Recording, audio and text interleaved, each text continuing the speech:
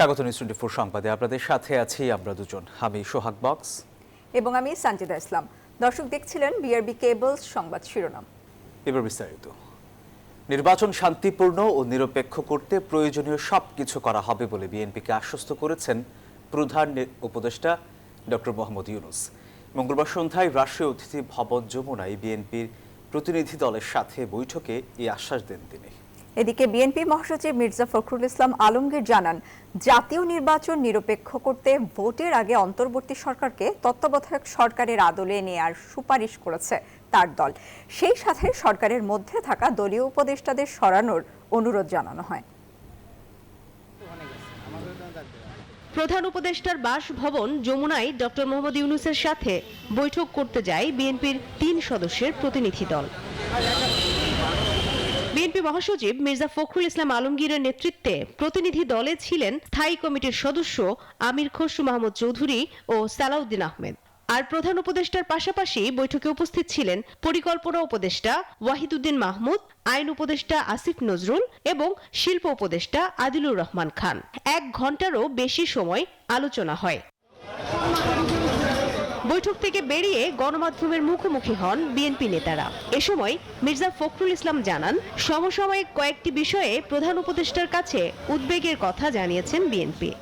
সেক্রেটারিয়েটে যারা এখনো আছেন, যাদেরকে চিহ্নিত ফ্যাসিস্ট দোষর বলা হয়, তাদেরকে সরিয়ে সেখানে নিরপেক্ষ কর্মকর্তা দেওয়ার জন্য আমরা বলেছি যে প্রশাসনেও, জেলা প্রশাসন বিশেষ করে, সেখানেও একইভাবে ব্যবস্থা গ্রহণ করতে হবে। সরকারকে সম্পূর্ণভাবে নিরপেক্ষতা বজায় রাখার জন্যে সরকারের মধ্যে যদি কোনো দলীয় লোক থেকে থাকেন, তাকে অপসারণ করার জন্য আমরা দাবি জানিয়ে এসেছি। তিনি আরও জানান, বৈঠকে অন্তর্বর্তী সরকারকে দ্রুত তত্ত্বাবধায়কের আদলে কাজ শুরুর পরামর্শ দেওয়া হয়। এই মুহূর্ত থেকে যেটা প্রয়োজন হচ্ছে অন্তর্বর্তীকালীন সরকারকে এখন কেয়ারটেকার গভর্নমেন্টের আদলে নিতে হবে। অর্থাৎ কেয়ারটেকার গভর্নমেন্টের বলতে আমরা যা বুঝাই, তত্ত্বাবধায়ক সরকার, সেই ভূমিকায় তাদেরকে যেতে হবে। প্রধান উপদেষ্টার প্রেস উইং থেকে জানানো হয়, ডক্টর ইউনূস বিএনপির প্রতিনিধি দলকে জানান, নির্বাচনের আগে যোগ্য কর্মকর্তাদের নিয়োগ দেয়া হবে। আর নির্বাচনকে শান্তিপূর্ণ ও নিরপেক্ষ করতে প্রয়োজনীয় সবকিছু করার বিষয়ে আশ্বস্ত করেন তিনি। পুলিশের নিয়োগের ক্ষেত্রে বিশেষ করে যে সমস্ত আপনার নতুন করে নিয়োগ দেওয়া হবে বা আপনার পদোন্নতি দেওয়া হবে, সেই ক্ষেত্রে একদম নিরপেক্ষ অবস্থা নেওয়ার কথা আমরা বলে এসেছি। বুধবার প্রধান উপদেষ্টা জামায়াতে ইসলামীর প্রতিনিধি দলের সাথেও বৈঠক করবেন। মারুফা রহমান, নিউজ 24, ঢাকা। আবারও রাজনীতিতে উত্তাপ, ঐক্যের বদলে বাড়ছে বিভক্তি। শত্রু মিত্র হচ্ছে, আবার কখনো পাল্টে যাচ্ছে বহু বছরের জোট সঙ্গীর আচরণ। নির্বাচন সহ আরও নানা ইস্যুতে দেখা দিচ্ছে সংশয়, সন্দেহ। আর এদিকে বিশেষজ্ঞরা বলছেন, জুলাই সনদ বাস্তবায়ন, গণভোট আর পিআরের মতো ইস্যুতে জটিল হতে পারে পরিস্থিতি, যার সুযোগ নিতে পারে তৃতীয় পক্ষ। দেশের নিরাপত্তা সংকট ছাড়া ফেব্রুয়ারির নির্বাচন পেছানোর কোনো কারণ নেই বলেও মনে করেন তারা। বিস্তারিত জানাচ্ছেন জুবাইর রাজিন।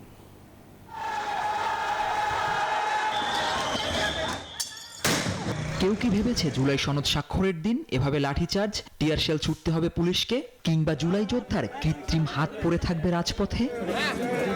জুলাই সনদে স্বাক্ষর করেনি এনসিপি সহ আরো 4টি দল। উল্টো জুলাই যোদ্ধাদের নিয়ে নানা মন্তব্যে দূরত্ব বাড়ছে বিএনপি এনসিপিতে। এখানে জুলাই যোদ্ধাদের নামে কিছু সংখ্যক উচ্ছৃঙ্খল লোক ঢুকেছে, সেটা ফ্যাসিস্ট বাহিনী বলে আমি মনে করি। তিনি তার এই বক্তব্য অবিলম্বে প্রত্যাহার করবেন এবং সে আহত যোদ্ধা এবং শহীদ পরিবারদের কাছে ক্ষমা চাবেন। নিমিষেই বদলে যাচ্ছে রাজনীতির হিসাব নিকাশ। বিশ্বাসের বিপরীতে প্রকট হচ্ছে অবিশ্বাস, যে কারণে পিআর ইস্যুতে জামায়াতের সমালোচনায় সরব এনসিপি। আরে বাবা, তোমরা নতুন ছাত্রদের দল, জন্ম নিয়েই বাপের সাথে পাল্লা দিও না। শুধু তাই নয়, ভোট আর জোটের জটিল সমীকরণে বদলে যাচ্ছে অনেক কিছুই। শত্রু হচ্ছে মিত্র, রাজনীতির মাঠে বাড়ছে গুজব গুঞ্জন। যেহেতু কমন গোল নাই, সো প্রত্যেকটা দলে একটা আরেকটাকে বিশ্বাস করারও হচ্ছে গিয়ে কোনো কারণ নেই। সো হ্যাঁ, অবিশ্বাস আছে। তারা যদি ঐক্যবদ্ধ না থাকে, তাহলে কিন্তু যে ফ্যাসিবাদী চক্রান্ত, সেই চক্রান্ত হয়তো অনেকাংশে সফল হয়ে যেতে পারে। শঙ্কা কেবল রাজনীতি ঘিরে নয়, সাম্প্রতিক পরপর 3টি অগ্নিকাণ্ডে ষড়যন্ত্রের গন্ধ পাচ্ছেন কোনো বিশ্লেষক। যে অগ্নিসংযোগ সেই সম্পর্কে অনেকেই সন্দেহ করছেন যে এর মধ্যে নাশকতা থাকতে পারে, যদিও সরকারের পক্ষ থেকে এ ব্যাপারে স্পষ্ট কোনো ঘোষণা দেওয়া হয়নি। সংসদ নির্বাচন ঘিরেও জনমনে রয়েছে নানা প্রশ্ন। ভোটের সময় নিয়ে যেমন আছে আস্থা, কম নেই অনাস্থাও। রুট ম্যাপ অনুযায়ী যদি সে নির্বাচন আয়োজন করা হয়, তাহলে নভেম্বর মাসে যদি একটা গণভোটের আয়োজন, তাহলে রাষ্ট্রে বিপুল অর্থ সাশ্রয় ছাড়াও আমাদের ওই নির্বাচনটা সুষ্ঠু, অবাধ এবং নিরপেক্ষভাবে করতে কিছু চ্যালেঞ্জের মধ্যে পড়তে হবে। এটা নির্বাচিত সরকার আসলেই পরিস্থিতির গুণগত পরিবর্তন হবে বলে আমরা আশা করতে পারি। মেবি ইলেকশনটাই হয়তো হচ্ছে পুরোপুরি হবে এই সংবিধানের বা হচ্ছে কি আমাদের রাষ্ট্রের পরিবর্তন নিয়ে, এবং এট দ্য সেম টাইম মানুষজন যেহেতু ভোট দিতে আসবে, আমার মনে হয় এই কারণে দলগুলো চাচ্ছে গিয়ে নির্বাচনের সাথে সাথে এটাকে মানে এই গণভোটটা অনুষ্ঠিত করবার জন্য। রাজনীতির মারপ্যাচে অনেক ঘটনা ঘটবে, তবে সাধারণ মানুষের চাওয়া নতুন বাংলাদেশে দৃষ্টান্তমূলক একটা নির্বাচন হোক, যেখানে নির্ভয়ে ভোট দিতে পারবেন সাধারণ ভোটাররা। জুবায়ের রাজিন, নিউজ 24, ঢাকা। টানা আন্দোলনের মুখে এমপিওভুক্ত শিক্ষকদের মূল বেতনের 15% বাড়ি ভাড়া বাড়ানোর সিদ্ধান্ত নিয়েছে অন্তর্বর্তী সরকার। 2 ধাপে দেয়া হবে এই অর্থ, আর এই বিষয়ে প্রজ্ঞাপন জারি করেছে শিক্ষা মন্ত্রণালয়। এদিকে আন্দোলন প্রত্যাহার করে শ্রেণীকক্ষে ফিরে যাওয়ার কথা জানান শিক্ষকরা। জানান এটা তাদের বড় বিজয়। 3 দফা দাবিতে এমপিওভুক্ত শিক্ষক কর্মচারীদের লাগাতার অবস্থান কর্মসূচির পর 10ম দিনে এসে তাদের প্রতি কিছুটা নমনীয় হলো অন্তর্বর্তী সরকার। মঙ্গলবার বেসরকারি এমপিওভুক্ত শিক্ষকদের মূল বেতনের 15% বাড়ি ভাড়া বাড়ানোর সিদ্ধান্ত নেওয়া হয়েছে, তবে 2 ধাপে দেয়া হবে এই অর্থ। এদিন অর্থ মন্ত্রণালয়ের অর্থ বিভাগ থেকে এ সংক্রান্ত অনুমোদন দিয়ে জানানো হয়, এমপিওভুক্ত শিক্ষক কর্মচারীদের জন্য চলতি বছরের 1 নভেম্বর থেকে 7.5% বাড়ি ভাড়া দেওয়া হবে, যা ন্যূনতম 2000 টাকা। এরপর 2026 সালের জুলাই থেকে বাকি 7.5% অর্থাৎ মোট 15% বাড়ি ভাড়া কার্যকর করা হবে। এর সঙ্গে কিছু শর্ত যোগ করা হয়েছে। 7% এই বছর এবং আগামী বছর এটা পুরোটা উন্নীত হয়ে 17%, 15% সেটা হবে। তারা যেন এই সুযোগ এটা পেতে পারেন এবং তার ভালো শিক্ষা হোক, হ্যাঁ, শিক্ষার মান উন্নয়ন ঘটুক, অবশ্যই আমরা চাই। এবং আমরা আশা করি পরবর্তীকালে সরকার যারা গঠন করবেন, এই যে ধারাবাহিকতা, এই প্রেক্ষিতে শিক্ষার্থী আরও উত্তরোত্তর তারা অন্যান্য সুযোগ সুবিধাও তারা এটা। সরকারের এই প্রজ্ঞাপন জারিকে নিজেদের বড় বিজয় হিসেবে উল্লেখ করে ক্লাসে ফিরে যাবেন বলে জানান এমপিওভুক্ত শিক্ষা প্রত্যাশী জোটের সদস্য সচিব অধ্যক্ষ দেলোয়ার হোসেন আজিজি। বলেন, এটা তাদের ন্যায্য দাবি ছিল। বার্ষিক পরীক্ষার আগ পর্যন্ত শনিবার স্কুল খোলা থাকবে, যে 8 থেকে 10 দিন শ্রেণীকক্ষে যেতে পারেনি শিক্ষকরা তা পুষিয়ে দেওয়া হবে বলেও জানান তিনি। এটা আমাদের একটা বড় বিজয় আমি মনে করি, যে আমরা আন্দোলন করেছি, আন্দোলন করে সফল হয়ে প্রজ্ঞাপন নিয়ে বাড়ি যাচ্ছে আলহামদুলিল্লাহ। এই ক্ষেত্রে আমার মিডিয়া ভাইরা সিদ্ধান্ত নিয়েছি, বার্ষিক পরীক্ষার আগ পর্যন্ত, আপনার নভেম্বরের প্রথম দিকে বার্ষিক পরীক্ষা শুরু হবে, বার্ষিক পরীক্ষার আগ পর্যন্ত যে কয়টা শনিবার আছে, আমরা এই কয়টা শনিবার আমরা খোলা রাখবো। এদিকে সরকারের দাবি মেনে নেয় উচ্ছ্বাস প্রকাশ করেছেন সাধারণ শিক্ষক কর্মচারীরাও। সরকার বাহাদুর অবশেষে আজিজ স্যারের নেতৃত্বে যে আন্দোলন গড়ে উঠেছে তাতে কর্ণপাত করে এবং 15% দেওয়ার ঘোষণা দিয়েছে, এটাকে আমরা প্রাথমিক বিজয় মনে করতেছি। 7.5% এখন পাবো, আর 7.5% জুলাই থেকে পাবো। এতে আমাদের অনেক আনন্দ লাগছে। যে দল ক্ষমতা আসে সরকারি সকল কাজের সাথে আমরা এই একত্রতা পোষণ করি। ভবিষ্যতে যেন আমাদের এই শিক্ষা ব্যবস্থা একটা মানসম্মত কারিকুলাম করা হয়, একটা শিক্ষানীতি প্রণয়ন করা হয়। এ সময় বিএনপি, জামাত, এনসিপি সহ রাজনৈতিক দলের নেতাদের প্রতি কৃতজ্ঞতা প্রকাশ করেন আন্দোলনরত শিক্ষকরা। আগামীতে শিক্ষকদের জীবনমান উন্নয়নে সরকারকে আরো গঠনমূলক পদক্ষেপ গ্রহণ করার দাবিও জানান তারা। লাগাতার 10 দিন ধরে চলমান শিক্ষক আন্দোলনের অবশেষে অবসান ঘটল। মূল বেতনের সঙ্গে বাড়ি ভাড়া বাবদ 15% প্রজ্ঞাপন জারি নিয়েই ঘরে ফিরছেন শিক্ষকরা। আগামীকাল থেকে আবারও স্বাভাবিক গতিতে চলবে শ্রেণী কার্যক্রম, এমনটাই প্রত্যাশা সবার। শাহরিয়ার কবির, নিউজ 24, ঢাকা। জগন্নাথ বিশ্ববিদ্যালয়ের ছাত্রদল নেতা জুবায়েদ হোসেনকে হত্যা মামলায় গ্রেপ্তার 3 আসামি স্বীকারোক্তিমূলক জবানবন্দি দিয়েছেন। পরে আদালত তাদের কারাগারে পাঠানোর নির্দেশ দেয়। মঙ্গলবার বিকেলে আদালতে আনা হয় তাদের। এর আগে জুবায়েদের বড় ভাই এনায়েত হোসেন বংশাল থানায় হত্যা মামলা করেন। গ্রেপ্তার 3 জন ছাড়াও মামলাটিতে আসামি অজ্ঞাত আরও বেশ কজন। সোমবার প্রধান অভিযুক্ত মাহিরকে তার মা পুলিশের সোপর্দ করেন, আর বাকি 2 জনকে আটক করে পুলিশ। গত রবিবার পুরান ঢাকার আরমানি টোলার একটি বাসায় ছুরিকাঘাতে নিহত হন জুবায়েদ।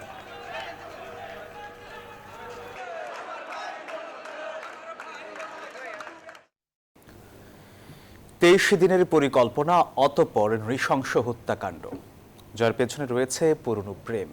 পুলিশ বলছে জগন্নাথ বিশ্ববিদ্যালয়ের শিক্ষার্থী জুবায়েদ হোসেনকে হত্যার পেছনে ছিলেন প্রেমিকা শাবনাম বর্ষা আর তার আরেক প্রেমিক মাহির রহমান। খুনের ছক কষেন 2 জন মিলেই। হত্যাকাণ্ড পুরোটাই নিজ চোখে দেখেন বর্ষা। প্রাণ ভিক্ষা চাইলেও মন গলেনি তার। রবিবার জগন্নাথ বিশ্ববিদ্যালয়ের শিক্ষার্থী জুবায়েদ হোসেন হত্যার পর দৌড়ে পালায় খুনি মাহির ও আইলান। ওই দিনই জিজ্ঞাসাবাদের জন্য আটক করা হয় জুবায়েদের ছাত্রী বর্ষাকে। তখনও ধোঁয়াশায় হত্যার আসল রহস্য, এমনকি মামলাও হয় ঘটনার 36 ঘন্টা পর। 3 আসামিকে গ্রেপ্তারের পর সামনে আসে ভয়ঙ্কর প্রেমের কাহিনী, যার বলি হন মেধাবী শিক্ষার্থী জুবায়েদ হোসেন। বাসায় পড়াতে গিয়ে জুবায়েদের সঙ্গে প্রেমের সম্পর্ক গড়ে ওঠে বর্ষার, কিন্তু বর্ষা একই সাথে মাহিরের সঙ্গেও সম্পর্ক টিকিয়ে রাখেন। এক পর্যায়ে বর্ষা আর মাহির 23 দিন ধরে জুবায়েদকে হত্যার পরিকল্পনা করেন। জুবায়েদ 1 বছর ধরে মেয়েটাকে পড়াচ্ছে, সে জগন্নাথ বিশ্ববিদ্যালয়ের ছাত্র। মেয়েটা এর প্রতিও দুর্বল হয়ে যায় জুবায়েদের প্রতি। এই এখন তো যে মাইন্ড হচ্ছে টিল্টিং, যখন মাহিরের কাছে যায় তখন মাহিরের, যখন জুবায়েদের কাছে যায় তখন জুবায়েদের। ঠিক আছে, তো মাহিরকে সে বলছে যে জুবায়েদকে না সরাতে পারলে আমি আসলে তোমার থাকতে পারবো না। এই কথা থেকেই তারা জুবায়েদকে সরায় দেওয়ার পরিকল্পনা করে। প্রাথমিক জিজ্ঞাসাবাদে গ্রেপ্তারকৃতরা জানায়, প্রথমে ভয়ভীতি দেখাতে চাইলেও বর্ষার চাপে হত্যার পরিকল্পনা করে মাহির। সে নিজেই গলায় কোপ দেয় জুবায়েদকে। 2 জনের কাছে 2টা চাকু ছিল। পরিকল্পনা ছিল যে আইলান মাহিরের যে বন্ধু, সে পিছন থেকে পোস্ট মারবে, কিন্তু সে পোস্ট মারে নাই। ওই মাহিরেই নিজেই তার চাকুটা বাহির করে সে গলা ডান সাইডে এই জায়গাটায় পোস্ট মারছে। জুবায়েদ হত্যার সময় ঘটনাস্থলেই ছিলেন বর্ষা। প্রাণ ভিক্ষা চাইলেও তার মন গলেনি বলছে পুলিশ। নাইম আলচিকো, নিউজ 24, ঢাকা। সাংবিধানিক ভুল ব্যাখ্যা দিয়ে তত্ত্বাবধায়ক সরকার বাতিল করা হয়েছিল। এর ফলে পরবর্তীতে বিতর্কিত একতরফা নির্বাচন হয়ে অবৈধ সরকারের হাতে দেশ পরিচালিত হয়। তত্ত্বাবধায়ক ব্যবস্থা ফেরাতে করা আপিলের প্রথম দিনের শুনানিতে এমনটাই জানিয়েছেন আপিলকারীদের আইনজীবী। কাল আবারও শুনানি হবার কথা রয়েছে। স্বৈরশাসক এরশাদের পতনের পর 1991 সালে তত্ত্বাবধায়ক সরকারের অধীনে প্রথম জাতীয় নির্বাচন অনুষ্ঠিত হয়। 2008 পর্যন্ত তত্ত্বাবধায়ক সরকারের অধীনে মোট 4টি জাতীয় নির্বাচন অনুষ্ঠিত হয়েছে। 2011 সালে বিচারপতি ABM খায়রুল হকের নেতৃত্বাধীন আপিল বিভাগ সংবিধানের 13শ সংশোধনী বাতিল ঘোষণা করে। তত্ত্বাবধায়ক সরকার ব্যবস্থার বিলোপ সহ বেশ কিছু বিষয়ে আনা 15 সংশোধনী আইন ওই বছরই সংসদে পাশ হয়। তবে 5 আগস্ট শেখ হাসিনা ভারতে পালিয়ে যাবার পর তত্ত্বাবধায়ক ব্যবস্থা ফেরাতে রিভিউ চান সুযোগ সম্পাদক বদিউল আলম মজুমদার সহ দেশের 5 বিশিষ্ট নাগরিক। তাদের মধ্যে রয়েছেন বিএনপির পক্ষে মির্জা ফখরুল, জামায়াতের পক্ষে গোলাম পরোয়ার। অবশেষে সেই মামলার আপিল শুনানি শুরু হয়েছে। শুনানিতে আপিলকারীদের আইনজীবী বলেন, তত্ত্বাবধায়ক নিয়ে এর আগে সংবিধানের 15 সংশোধনীর রায়ে প্রতারণা হয়েছে। দেশে দীর্ঘমেয়াদী ফ্যাসিবাদ কায়েম করতেই সর্বোচ্চ আদালতকে ব্যবহার করে তত্ত্বাবধায়ক সরকার ব্যবস্থা বাতিল করে আওয়ামী লীগ।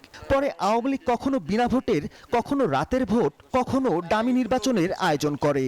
যেটা কিভাবে আসলো এবং এটা বাতিল করার ফলাফল কি দাঁড়াবে, কোনো কিছুই ওনারা বিবেচনা না করে ওনারা শুধুমাত্র ওনাদের একটা খুবই বায়বীয় একটা সাংবিধানিক ধারণা, ভিত্তিতে ওনারা এটাকে বাতিল করে দিয়েছেন। মানবাধিকারও রক্ষিত হয় না, বিচার বিভাগের স্বাধীনতাও রক্ষিত হয় না, এবং আমাদের দেশে বিচার বিভাগও কিন্তু স্বাধীন ছিল না। আপিলের রায়ে যদি তত্ত্বাবধায়ক ফিরেও আসে, তবুও আগামী জাতীয় নির্বাচন অন্তর্বর্তী সরকারের অধীনেই হতে পারে বলে মনে করেন তিনি। এখন এই রায়ের মাধ্যমে যদি তত্ত্বাবধায়ক শীত ফিরে আসে, আমার ধারণা, আমার মতামত, আইনগত মতামত হচ্ছে এটা এই যেই এখন যে নির্বাচন হবে তার পরের নির্বাচনের ক্ষেত্রে কার্যকর হবে। বুধবার প্রধান বিচারপতির নেতৃত্বাধীন পূর্ণাঙ্গ আপিল বিভাগে দ্বিতীয় দিনের শুনানি হবার কথা রয়েছে এই মামলার। মাহমুদুল হাসান, নিউজ 24, ঢাকা। এবারে জেডিএসআরএম নির্বাচনের পথে।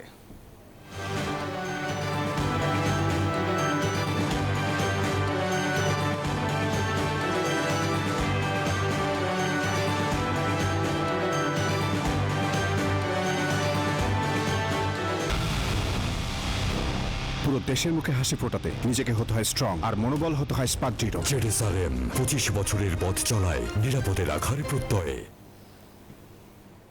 আগামী নির্বাচনে অন্যতম চ্যালেঞ্জ এআই এর অপব্যবহার ঠেকানো, এমনটাই বলেছেন প্রধান নির্বাচন কমিশনার এএমএম নাসির উদ্দিন। মঙ্গলবার সকালে এই সংক্রান্ত এক কর্মশালায় যোগ দেন তিনি। বলেন, এআই এর অপব্যবহার এখন বৈশ্বিক সমস্যা। অপতথ্যের বিস্তার রোধে একটি সেল গঠন করা হবে বলেও জানান সিইসি। আপনাকে দাবি দেওয়া আমিই পূরণ করব। ভিডিওটি কৃত্রিম বুদ্ধিমত্তা বা এআই প্রযুক্তি দিয়ে তৈরি, যা অনলাইনে দেখা যাচ্ছে নির্বাচনকে ঘিরে। নির্বাচন কবে দিলে ভালো হয়? এআই প্রযুক্তি এখন ভুয়া তথ্য ছড়ানো বা প্রতারণার বড় এক মাধ্যম। ডিপফেক, গণহারে কন্টেন্ট তৈরি, লক্ষ্যভিত্তিক প্রচার, ব্যক্তিগত তথ্য চুরি, আরও কত কি। বিশেষ করে ডিপফেকের মাধ্যমে রাজনীতিকদের নকল ভিডিও ও অডিও তৈরি বড় চিন্তার কারণ, যা ভোটারদের মধ্যে বিভ্রান্তি সৃষ্টির শঙ্কা তৈরি করে।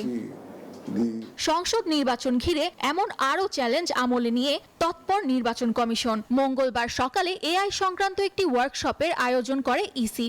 সেখানে যোগ দিয়ে সিইসি বলেন, এবারের নির্বাচনে অন্যতম চ্যালেঞ্জ এআই এর অপব্যবহার। AI we are trying to integrate in the election process to prevent misuse of AI. The kind of fact-checking mechanism, how fast we can check the facts, who will do it, what agencies we will utilize for fact-checking. This has to be, we have to come up with concrete suggestions. And the number of people that will be required to be engaged for fact-checking, number one. AI এর অপব্যবহার ঠেকাতে নিতে হবে কার্যকর পদক্ষেপ, তাগিদ দেন প্রধান নির্বাচন commissioner. Some abnormal information may come out from far-flung areas in the hills. How to reach that information, misinformation, and how to address those misinformation. So connectivity with the far-flung areas, with the central cell is very crucial. Samia Mahtab, রোজা, news 24, Dhaka. Shahjalal বিমানবন্দরের courier section থেকে আগুনের সূত্রপাত বলে প্রাথমিক ধারণা বিবেচক কর্তৃপক্ষের। সংস্থার চেয়ারম্যান বলেন, আগুনের কারণে বিমানবন্দরের কার্গো অপারেশন একদিনের জন্য বন্ধ রাখা হয়নি। এদিকে কার্গো ভিলেজে অগ্নিকাণ্ডের চতুর্থ দিনেও সতর্ক অবস্থানে ফায়ার সার্ভিস। অগ্নিকাণ্ডের চতুর্থ দিনেও শাহজালাল আন্তর্জাতিক বিমানবন্দরের কার্গো ভিলেজে চলছে দমকল বাহিনীর পর্যবেক্ষণ। ভবনের ভেতরে ও বাহিরে সতর্ক অবস্থানে ফায়ার সার্ভিসের সদস্যরা। এদিন ভবন থেকে ধোঁয়া বের হতেও দেখা যায়। ভবনে রাসায়নিক পদার্থ থাকায় আগুন নেভানোর পরও দুর্ঘটনা এড়াতে এই সতর্ক অবস্থান।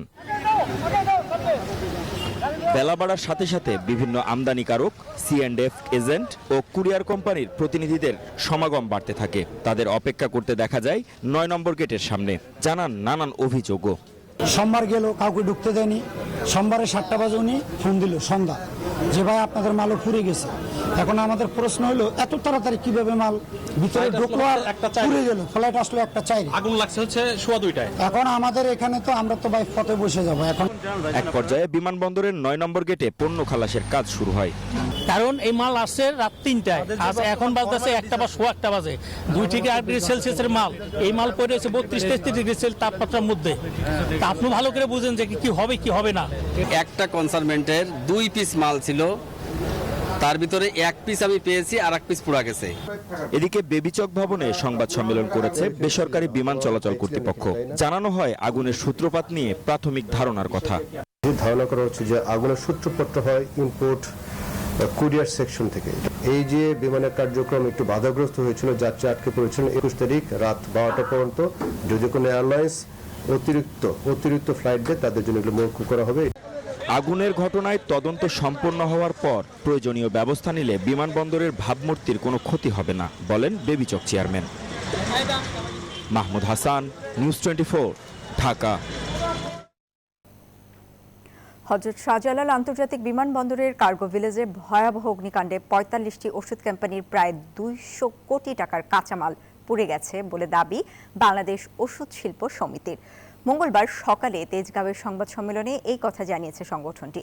সমিতির মহাসচিব ডাক্তার মোহাম্মদ জাকির হোসেন জানান, ৪৫টি ওষুধ কোম্পানির প্রায় ২০০ কোটি টাকার কাঁচামাল পুড়েছে। এ কারণে ৪,০০০ কোটি টাকার বেশি মূল্যের ওষুধ উৎপাদন ব্যাহত হতে পারে। সরকারের কাছে ১৪টি দাবি তুলে ধরেছে সংগঠনটি।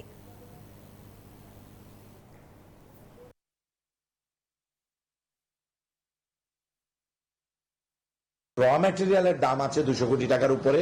এরপর আবার এটার কিন্তু আমরা এআইটি ভ্যাট এগুলো অলরেডি পে করেছি, যেটা হিসাব করলে এটা ২৫০ থেকে ৩০০ কোটি টাকার পর্যায়ে চলে যাবে। এই পুড়ে যাওয়া পণ্যের মধ্যে ছিল antibiotic, vaccine, hormone, diabetic, cancer জাতীয় ঔষধ সহ ঔষধের কাঁচামাল সহ অন্যান্য ঔষধের কাঁচামাল। যে সকল ম্যাটেরিয়ালের কোল্ড চেইন মেনটেন করতে হয় সেগুলো যেন দ্রুততম সময়ের মধ্যে রিলিজ করা যায় তার ব্যবস্থা করা।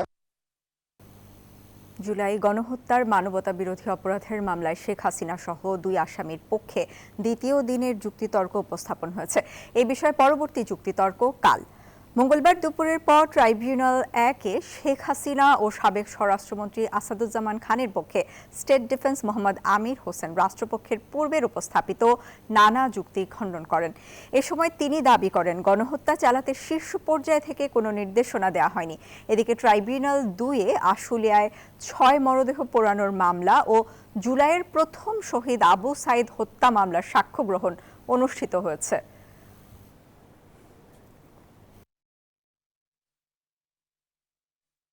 এই আইন অনুযায়ী তাদেরকে ট্রাইব্যুনালে উপস্থিত হওয়ার জন্য 2টি জাতীয় পত্রিকা, একটি বাংলা এবং একটি ইংরেজি, এই 2টি জাতীয় পত্রিকায় বিজ্ঞপ্তি প্রদান করে দেওয়া হবে এবং একটি তারিখ নির্ধারণ করা হবে যে আগামী অমুক তারিখের মধ্যে ওনারা যেন ট্রাইব্যুনালে হাজির হয় এই মামলা সম্পর্কে জানার জন্য বা মামলায় অ্যাপিয়ার করার জন্য। এই পত্রিকার বিজ্ঞপ্তির দিনেও যদি ওনারা হাজির না হয় তাহলে এই ওনাদেরকে পলাতক ঘোষণা করে তাদের পক্ষে একজন স্টেট ডিফেন্স কাউন্সিল এনগেজ করা হবে এবং এই স্টেট ডিফেন্স কাউন্সিল ওনাদের পক্ষে মামলা করে দেবে। অর্থনীতিতে গতি ফেরাতে কেন্দ্রীয় ব্যাংকের রাজনৈতিক প্রভাবমুক্ত রাখা জরুরি বলে মন্তব্য করেছেন বিএনপির স্থায়ী কমিটির সদস্য আমির খসরু মাহমুদ চৌধুরী। মঙ্গলবার রাজধানীর বনানীতে পিআরআই আয়োজিত কেন্দ্রীয় ব্যাংকের স্বাধীনতা বিষয়ক সেমিনারে এই কথা বলেন তিনি। ব্যাপারে আমাদের as far as we are concerned, আমরা যে ধরনের অর্থনৈতিক প্রোগ্রামের কথা, যে ইকোনমিক মডেলের কথা চিন্তা করতেছি, উইদাউট সেন্ট্রাল ব্যাংক ইন্ডিপেন্ডেন্স এটা অপারেট করবে না। So we are committed to central bank independence. সেটা will all the support from আপনারা যারা আছেন, প্রাইভেট সেক্টর আছে, আমাদের যারা থিঙ্ক ট্যাঙ্কে কাজ করতেছে।